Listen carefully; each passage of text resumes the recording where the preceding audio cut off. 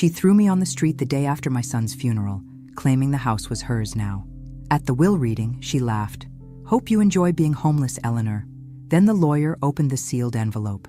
"If you're watching this, subscribe and let me know where you're watching from. Now, hit that like button if you enjoy stories about karma. And let me tell you how this all started. Because sometimes the best revenge is just letting people reveal exactly who they really are." The call came at 3:17 a.m. on a Tuesday. David's voice on the other end was strained, breathless. "Mom, something's wrong. My chest. I can't." The line went dead. By the time I reached the hospital, my 45-year-old son was gone. "Massive heart attack," the doctor explained with clinical detachment. Nothing they could do. Stephanie stood beside me in the sterile waiting room, her face a mask of shock, but I caught something else in her expression. Relief? No. Surely I was imagining things in my grief. "What happens now?" I whispered, still unable to process that David, my healthy, vibrant son, was simply gone. Stephanie straightened her shoulders, and for a moment, her composure slipped. "Now we deal with reality, Eleanor. David's gone, and I have decisions to make." The coldness in her voice sent a chill through me. We'd never been close, Stephanie and I, but David had always been the bridge between us. Now that bridge was gone, and I was beginning to understand just how deep the chasm really was. "Of course, dear. We'll get through this together," I said, reaching for her hand. She pulled away.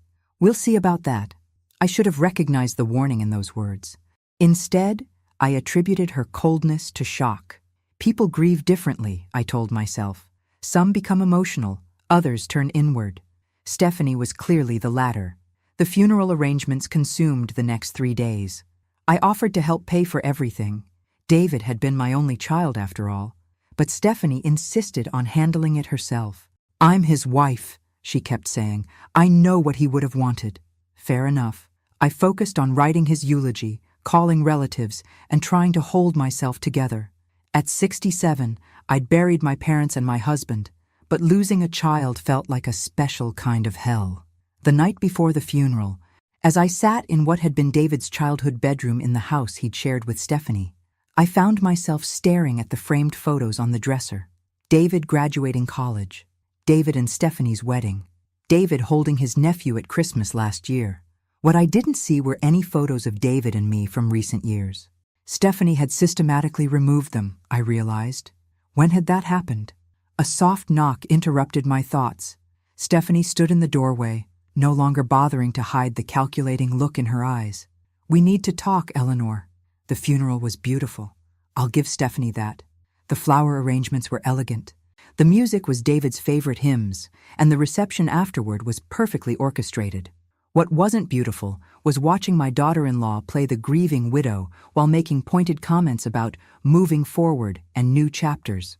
I stood in the receiving line, accepting condolences from friends and family, when I overheard Stephanie talking to her sister behind the flower arrangements. "The life insurance alone will cover the mortgage for 2 years, she was saying in a low voice. "And without the extra expenses." "Extra expenses? What extra expenses?" "What about Eleanor?" her sister asked. "Where will she go?" Stephanie's laugh was sharp and brittle. "That's not my problem anymore. She can figure it out like the rest of us adults." My blood ran cold. I'd been living with them for 2 years, ever since I'd sold my own home to help with their down payment. David had insisted it would be temporary, just until I found something smaller and more manageable. Somehow, temporary had stretched into permanent, and I'd grown comfortable in the routine of helping with the house, cooking dinner, being useful. Apparently, I'd been naive. "Eleanor." Stephanie appeared at my elbow, her public face firmly in place. "Could you help me in the kitchen? There are some things we need to discuss." I followed her through the crowd of mourners, nodding at neighbors and accepting final hugs from my sister, who was flying back to Phoenix in the morning. In the kitchen, Stephanie closed the door and turned to face me. "I'm going to be direct," she said, her voice calm and businesslike. "This house is in David's name, which means it's mine now. I need time and space to process my grief without complications." "Complications?" I kept my voice steady, though my heart was racing. "You living here. It's not working anymore, Eleanor. I need my privacy." The words hit me like a physical blow. "Stephanie, I understand you're grieving, but surely we can— No, she held up a hand. I've made my decision. I'll give you until tomorrow evening to pack your things. That should be plenty of time.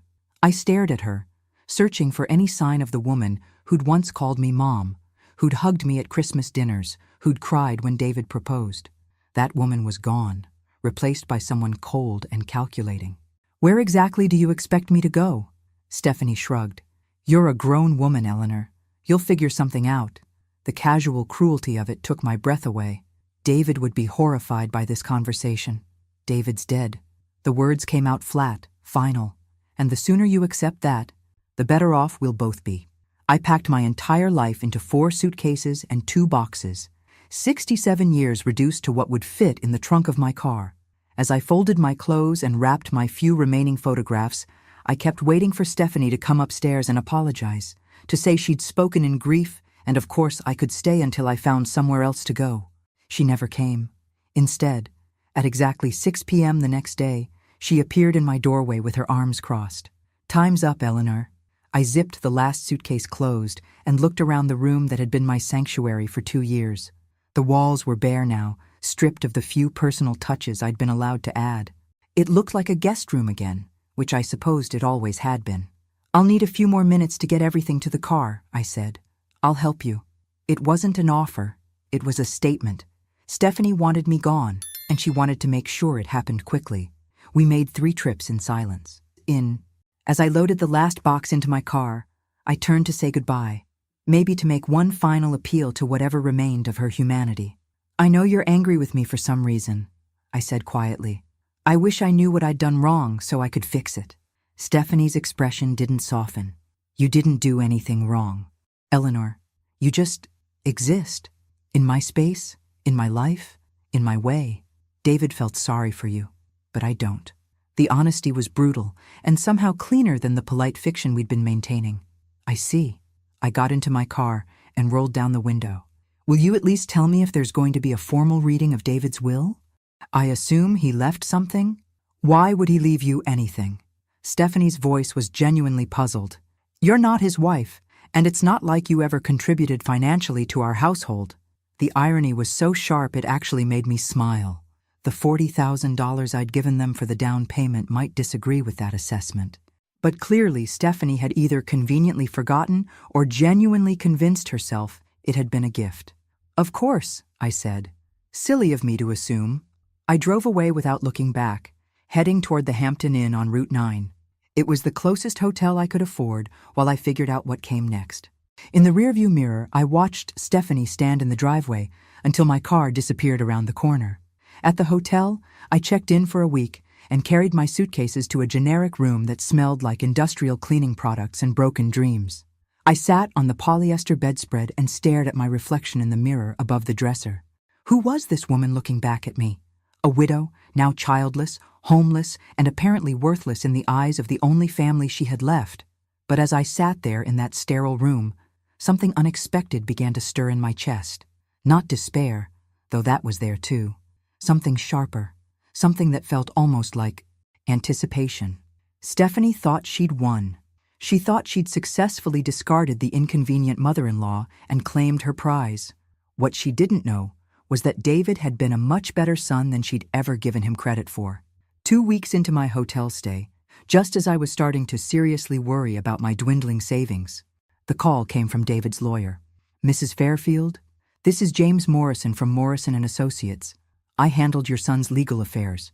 Yes, Mr. Morrison, I remember meeting you at David and Stephanie's house closing. I'm calling to inform you that the probate process is complete, and there will be a formal reading of David's will next Tuesday at 2 p.m. in my office. Your presence is required. My presence was required? I sat up straighter, ignoring the way the cheap mattress springs protested. I'm sorry, but I think there might be some confusion. Stephanie seemed to think, Mrs. Fairfield, Mr. Morrison interrupted gently. I can only tell you what David's will specifies, and it specifically names you as a beneficiary. I'll see you next Tuesday at 2 p.m. After he hung up, I stared at my phone for a long moment. David had left me something after all, probably some small keepsake, maybe his father's watch, or the photo albums from his childhood. Stephanie wouldn't be happy about it. but she'd have to live with whatever David had decided. I spent the weekend apartment hunting online, looking at senior living communities and modest one-bedroom rentals within my budget. My savings account could cover another week at the hotel, plus first month's rent and a security deposit. But I'd need to be careful. Social Security and the small pension from my teaching career would have to stretch further than I'd originally planned. At 1:45 p.m. the following Tuesday, I sat in the parking lot of Morrison & Associates, watching Stephanie emerge from a silver BMW wearing a black dress that probably cost more than my monthly budget. She'd brought someone with her, a man in an expensive suit who kept checking his phone. When I walked into the reception area, Stephanie's face darkened. "What is she doing here?" she demanded of the receptionist. "Mrs. Fairfield is here for the will reading," the young woman replied professionally. "Which Mrs. Fairfield?" Stephanie's voice rose slightly. "Both of you, apparently." The man in the suit, who I now recognized as Stephanie's brother Marcus, leaned over to whisper something in her ear. She nodded curtly and took a seat across the waiting room from me, making it clear that whatever temporary civility might have existed between us was officially over. Mr. Morrison appeared promptly at 2 p.m. and ushered us into his office. He was a kind-faced man in his 60s with silver hair and gentle eyes behind wire-rimmed glasses, the kind of lawyer who probably still believed in doing right by his clients. "Ladies, gentlemen," he began, settling behind his mahogany desk. "I know this is a difficult time, but David was very specific about his wishes. I'll read the will in its entirety, and then we can discuss any questions." Stephanie sat forward eagerly, her hands clasped in her lap. Marcus had pulled out a legal pad and was preparing to take notes. I simply folded my hands and waited. The first part of the will was exactly what I'd expected. Stephanie inherited the house, the cars, David's retirement accounts, and his life insurance policy. She nodded approvingly at each item, occasionally glancing at me with something that looked like satisfaction. Then Mr. Morrison's voice changed slightly, and I knew we were approaching something important. There is, however, one final provision that David added just 3 months ago. The atmosphere in the room shifted. Stephanie stopped nodding and leaned forward, her eyes sharp with sudden attention. Marcus set down his pen, and I found myself holding my breath. Mr. Morrison cleared his throat and continued reading. "To my mother, Eleanor Fairfield, who provided the down payment for our home and has never asked for repayment, I leave the contents of Safety Deposit Box U337 at First National Bank, along with all associated documentation and account information contained therein." "What safety deposit box?" Stephanie's voice was sharp. David never mentioned a safety deposit box. Mr. Morrison looked up from the document. Apparently it was something he maintained privately. He was quite specific that the contents should go to his mother. I was as surprised as Stephanie, but for different reasons. David had never mentioned a safety deposit box to me either. What could he possibly have put there that was meant for me? "What's in it?" Marcus asked, his lawyer instincts kicking in. "I have no idea," Mr. Morrison replied honestly. David simply provided the bank information and instructions that Mrs. Fairfield should have full access upon his death. Stephanie's face was flushed with anger. "This is ridiculous. If there's anything of value in that box, it should be part of the estate. We need to contest this." "You're certainly free to try," Mr. Morrison said mildly, "but the provision is very clear, and David was completely competent when he added it to his will. I witnessed the document myself." "When exactly did he add this provision?" I asked quietly. Mr. Morrison consulted his notes. 3 months ago, February 15th, he came in specifically to make this addition. February 15th. I remembered that date clearly because it was the day after Valentine's Day, and David had seemed unusually quiet during our family dinner. Stephanie had been complaining about something, the neighbor's dog, I think, and David had barely spoken throughout the meal. "This is a waste of time," Stephanie snapped, standing abruptly. "Marcus, let's go. We'll file a challenge tomorrow." "Actually," Mr. Morrison said, pulling out another document, "before you leave, I need to inform you both that David left specific instructions for his mother regarding the contents of the safety deposit box. Mrs. Fairfield, he wanted you to access it within the next few days, once you've completed the necessary documentation with the bank." He handed me a sealed envelope. "These are the bank documents and his personal key. The bank will need to verify the death certificate and process the paperwork before you can access the box. Usually takes about 3 business days. Stephanie's eyes fixed on the envelope in my hands like a hawk watching a mouse. I'm coming with you to the bank. I'm afraid that's not possible, Mr. Morrison interjected. The safety deposit box access is restricted to Mrs. Eleanor Fairfield only. Bank policy. This is insane, Stephanie sputtered. How do we even know there's anything valuable in there? It could be empty, or just sentimental junk. I stood up, clutching the envelope. I suppose we'll find out next week. As we filed out of the office, I could feel Stephanie's eyes boring into my back. In the parking lot, she cornered me beside my car. Eleanor, let's be reasonable about this. Whatever's in that box, we should share it.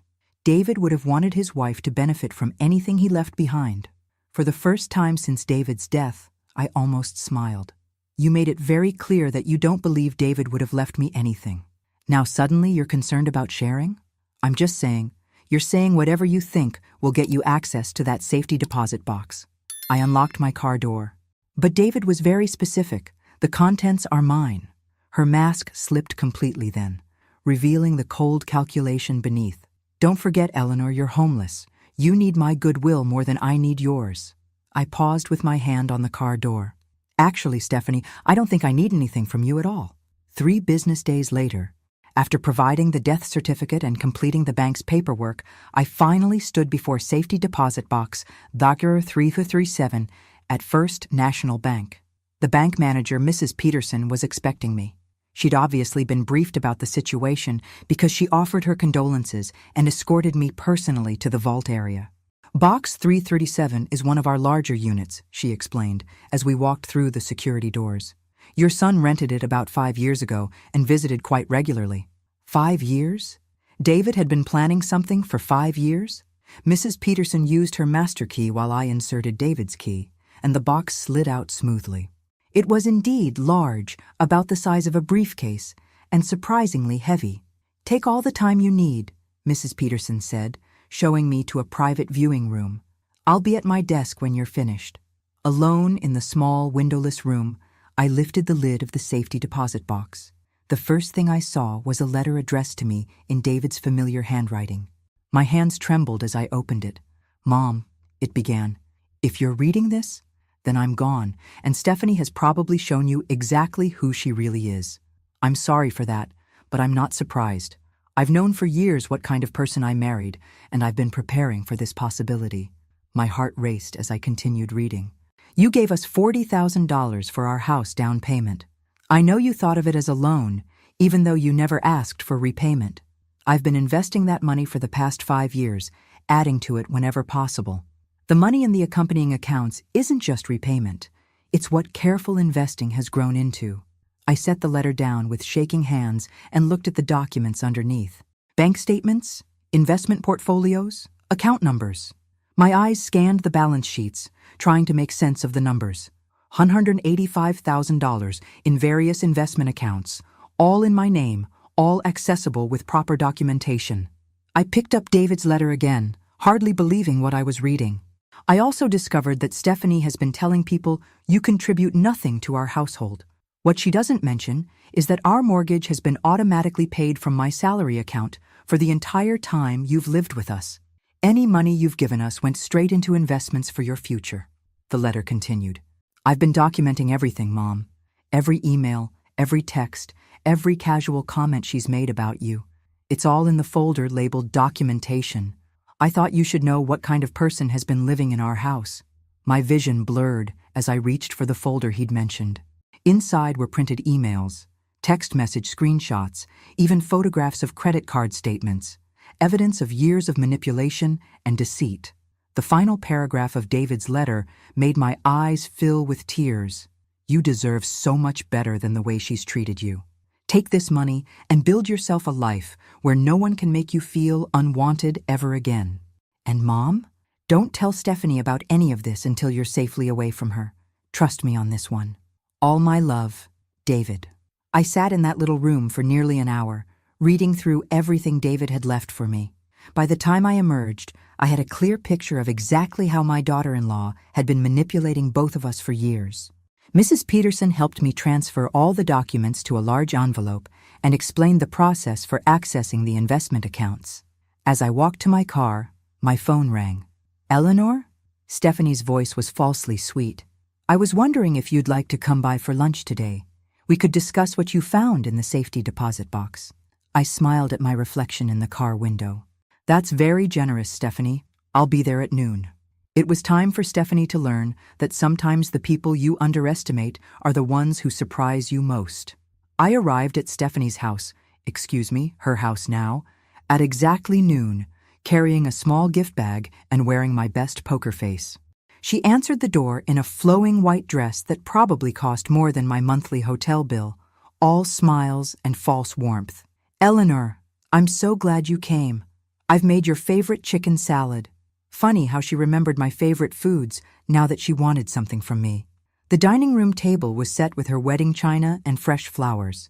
Stephanie had clearly put effort into this performance. She poured iced tea and chattered about the weather while I sat quietly, watching her work up to what she really wanted to discuss.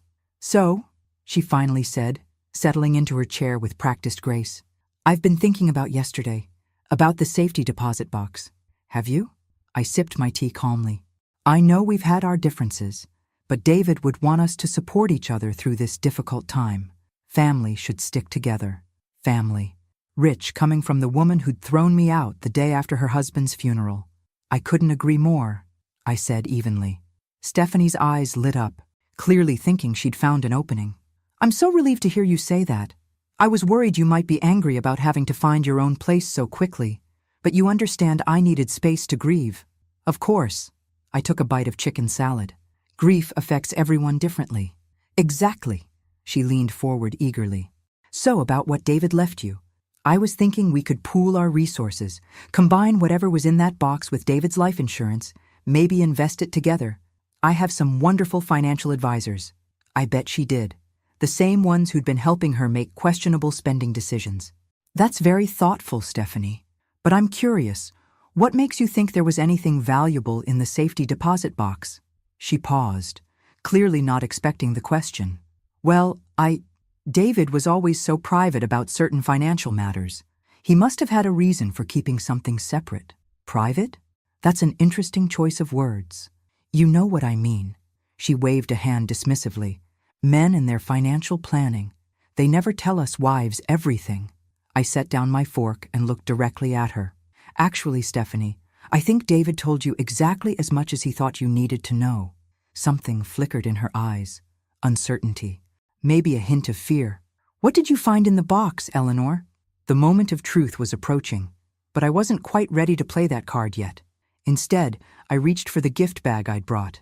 "I brought you something," I said, pulling out a small wrapped package. "A little thank you gift." She unwrapped it eagerly, revealing a framed photograph of David from his college graduation. Her face softened slightly. "Oh, Eleanor, this is lovely. Thank you. I thought you should have it. After all, you were such a devoted wife." The emphasis I placed on devoted wasn't lost on her. She looked up sharply, searching my face for hidden meaning. "What's that supposed to mean?" "Nothing at all. I'm just appreciating how well you took care of my son." Stephanie set the photograph down carefully, her demeanor shifting. The fake sweetness was evaporating, replaced by something warier. "Eleanor, you're being cryptic. Just tell me what was in the safety deposit box." I smiled and took another sip of tea. "Documents mostly. Very interesting reading material." "What kind of documents?" "Oh, you know, financial records, investment statements, some correspondence." I paused meaningfully. Quite a few printed emails and text messages. The color drained from Stephanie's face. Text messages? David was quite thorough in his record-keeping, especially toward the end. I pulled out my phone and opened the photos David had taken of various text conversations. "Would you like to see one? This is from about 6 months ago." I turned the screen toward her, showing a screenshot of her texting her sister. "God, I can't wait until that old bat finally moves out. Then we can turn her room into the home gym I've been wanting." Stephanie lunged for my phone, but I pulled it back smoothly. "There are dozens more," I said conversationally. David was apparently very good at documentation. This next one is particularly enlightening. It's you texting Marcus about how you've been convincing David that I should contribute to household expenses when the mortgage was already budgeted from his salary. Stop. Stephanie's voice was barely a whisper. And then there's the email where you're laughing with your sister about how gullible I am, how easy it was to make me feel like a burden when you'd already planned to kick me out after David's death. I set the phone down and looked at her with what I hoped was mild curiosity. That was forward-thinking of you. By the way, planning my eviction while David was still alive? Stephanie's composure finally cracked completely. He had no right to save private messages. Actually, he had every right. It was his house, and you were discussing his mother. I leaned back in my chair. The question is, what are we going to do about this situation? What do you want? The mask was completely off now, revealing the calculating woman underneath. Want? I don't want anything from you, Stephanie. I never did. Then why are you doing this? What's the point of humiliating me? I considered the question seriously. You know, you're right. There's no point in humiliating you. You've done that perfectly well yourself. I don't understand. You threw me out of my home the day after my son's funeral. You told me I was worthless, that David felt sorry for me, that I'd contributed nothing to your household. I stood up slowly. But here's what you didn't understand about David. He saw everything. Every cruel comment, every manipulation, every lie you told. Stephanie was gripping the edge of the table, her knuckles white. And you want to know the really beautiful part? I continued. He documented all of it, not to hurt you, but to protect me, because he knew that once he was gone, you'd show your true colors. You can't prove any of this would hold up in court. Court? I laughed, and the sound surprised even me. Oh, sweetie, I'm not taking you to court. Stephanie blinked, clearly confused by my response. You're not? Why would I? You've already given me everything I need. I don't understand what you're talking about. I pulled out the folder from David's safety deposit box and placed it on the table between us. David left me more than just text screenshots, Stephanie. He left me 5 years' worth of evidence showing exactly how you've been manipulating both of us. She stared at the folder like it might bite her. Bank statements showing that the house payments have been automatically deducted from David's salary for the entire time I've been living here. Email chains between you and Marcus discussing how to handle the Eleanor situation. Credit card statements showing luxury purchases made on the same days you told David we couldn't afford basic household items. Stephanie's breathing was becoming shallow. David saved all of that? David documented everything, including copies of the emails you sent to your friends calling him a pushover and joking about how easy it was to manipulate him into thinking I was a financial burden. That hit home. Stephanie flinched as if I'd slapped her. You want to know what I found most interesting? I continued, opening the folder. This email thread where you and Marcus discuss your long-term plans to have me declared incompetent so you could access my pension and Social Security. That's not... No, you never actually followed through. Know why? Because David figured out what you were planning and took steps to protect me. Stephanie's eyes widened. What steps? You don't have anything worth protecting. Don't I? I smiled pleasantly. That's interesting, because according to these investment statements, I apparently have quite a bit worth protecting. Money that David had been carefully growing for the past 5 years. That's impossible. You're living in a hotel. I'm living in a hotel because I choose to be there while I figure out my next move, not because I can't afford better. The silence stretched between us as Stephanie processed this information. I could practically see the wheels turning in her head, trying to calculate how much money we might be talking about. How much? She finally asked. Excuse me? How much money did David leave you? I closed the folder and stood up. That's really none of your business, is it?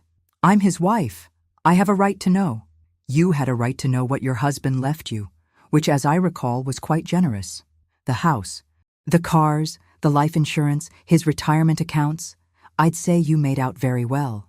Stephanie shot to her feet, her chair scraping against the hardwood floor. You manipulative old witch. You're trying to steal what's rightfully mine. Steal? I raised an eyebrow. How exactly would I be stealing anything? Everything I have was given to me by my son, who had every legal right to dispose of his assets as he saw fit. He was my husband. Yes, he was. And apparently, he knew exactly what kind of wife you were. The words hung in the air like a challenge. Stephanie's face was flushed with anger and something that looked like panic. "I want to see those bank statements," she demanded. "I'm sure you do. Eleanor, I'm warning you." "You're warning me?" I laughed again, feeling oddly liberated. "Stephanie, honey, you threw me out of your house. You humiliated me at my son's funeral. You made it clear that you consider me worthless and unwanted. What exactly do you think you can threaten me with now?" Stephanie stared at me for a long moment, and I could see her recalibrating. The threats weren't working, so she was switching tactics. "Eleanor, please, let's be reasonable about this." Her voice took on a pleading tone. "I know I've been difficult since David died. I was grieving. I wasn't thinking clearly. But we're family. We should work together." "Family," I repeated thoughtfully. "Yes, you mentioned that before. Right after you told me David felt sorry for me and that I'd never contributed anything to your household. I didn't mean that. I was upset. I said things I didn't mean." "Oh, but you did mean them. That's what makes David's documentation so valuable. He saved you saying the same things multiple times to multiple people over a period of years." Stephanie's mask slipped again. "What do you want from me, Eleanor? An apology? Fine. I'm sorry. I'm sorry I hurt your feelings. I'm sorry I asked you to leave. I'm sorry for everything. Now can we please discuss this money situation like adults?" "There's nothing to discuss." "Of course there is. If David left you a significant amount of money, we need to plan how to manage it responsibly. I know excellent financial advisors. I could help you invest it properly." "You mean you could help me spend it properly?" "That's not what I said. It's what you meant." I picked up my purse. "Stephanie, let me be very clear about something. The money David left me isn't an inheritance that fell into my lap. It's the return on the $40,000 I gave you for your house down payment, plus 5 years of careful investment." Her mouth fell open. $40,000? Did you think it was a gift? Did you think I just handed over my life savings out of the goodness of my heart with no expectation of repayment? David said it was a family contribution. David was trying to preserve your pride. And mine. But he never forgot it was a loan. I could see her mind racing, trying to process this new information. If I'd invested $40,000 5 years ago, and David had been growing it. "How much is it worth now?" she whispered. I pulled out my phone and opened one of the banking apps the bank had helped me set up. The account balance filled the screen, and I turned it toward her. $185,000. Stephanie's face went white. She grabbed the edge of the table to steady herself. "That's impossible." David was a careful investor, and apparently he was very motivated to make sure his mother was taken care of. But that's almost as much as the life insurance policy." "Yes, it is. That money should be part of the estate. It should be split between us." "Should it?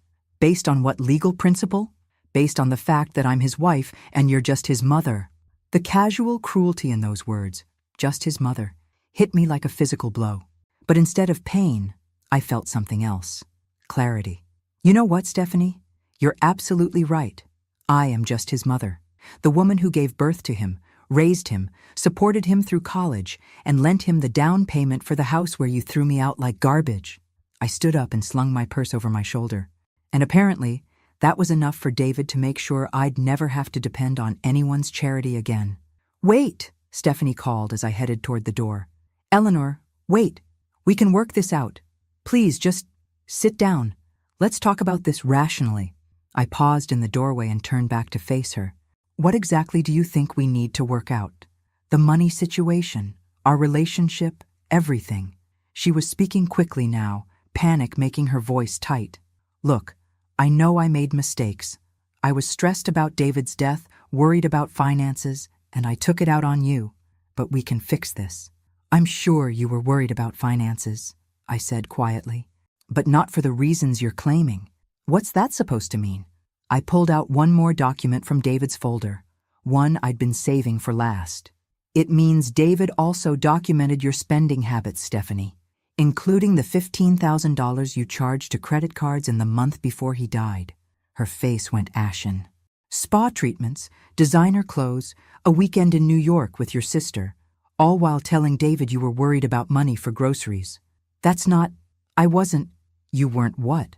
planning to live off his life insurance while throwing out the inconvenient mother-in-law who might interfere with your lifestyle? Stephanie collapsed back into her chair, the fight going out of her. You don't understand the pressure I was under. What pressure? Everyone expected me to be the perfect wife, the perfect hostess, David's colleagues, the neighbors, my family. Do you have any idea how exhausting it is to maintain appearances? I looked at her sitting there in her designer dress, in her beautiful house, surrounded by luxury, complaining about the burden of appearances. No, Stephanie, I don't, because I was too busy actually taking care of your husband while you were busy spending his money. I loved David. You loved what David could provide for you. There's a difference. She was crying now, ugly tears that smeared her perfect makeup. I can't lose everything. I can't go back to being nobody. You're not nobody, Stephanie. You're David's widow. You inherited a $500,000 house, a $200,000 life insurance policy, and his retirement accounts. You're financially set for life if you manage it properly. But it's not enough for the life I planned. Then maybe you planned the wrong life. I walked toward the door again. And this time she didn't try to stop me with words. Instead, there was a soft thud behind me. I turned to see Stephanie slumped forward in her chair, her face gray, her breathing shallow. For a moment, I thought she might actually be having a medical emergency. Then I realized what I was seeing. Complete defeat. The moment when someone realizes they've lost everything they thought they were entitled to, and there's no manipulation or charm or cruelty that can get it back. I can't, she whispered. I can't lose everything. You're not losing everything, Stephanie. You're losing the things that never belonged to you in the first place. I left her there in her expensive dining room, surrounded by her wedding china and her carefully constructed life, and walked out into the sunshine of my new beginning. Sometimes the best revenge isn't revenge at all. Sometimes it's just justice, served exactly when it's needed most. And sometimes, if you're very lucky, it comes with a hefty bank balance and the knowledge that the child you raised turned out to be exactly the man you hoped he'd become. David had taken care of me after all, just like he'd promised he always would. Even from beyond the grave, my son had kept his word, and that, more than any amount of money, was the greatest gift he could have given me. Thanks for listening. Don't forget to subscribe and feel free to share your story in the comments. Your voice matters.